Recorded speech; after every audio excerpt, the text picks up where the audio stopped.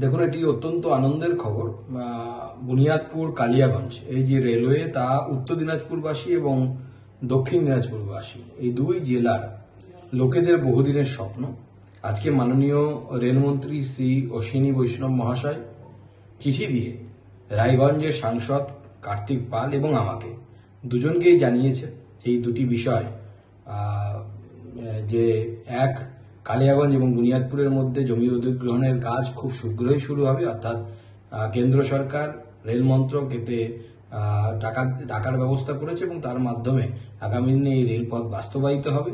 এবং তার সাথে সাথে বালুরঘাট হিলি এই যে রেল প্রকল্প, সেই রেল প্রকল্পেও প্রায় 15 কিলোমিটার মতো রাস্তা জায়গা অধিগ্রহণ সম্পন্ন হয়েছে এবং আগামী দিনে এখানে রেল লাইন পাতার কাজও শুরু হবে।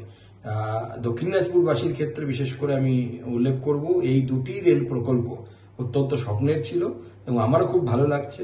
এবং আমি এই বিষয়ে আমাদের রায়গঞ্জের যিনি সাংসদ কার্তিক পাল, তার ভূমিকা অত্যন্ত সদর্থক ছিল। সেও বহুবার প্রচেষ্টা করেছে, আমার সাথে মাননীয় রেলমন্ত্রীর সাথে দেখা করেছে এবং মাননীয় অশ্বিনী বৈষ্ণবকে আরও একবার ধন্যবাদ জানাই এবং জেলাবাসীকে অভিনন্দন জানাই।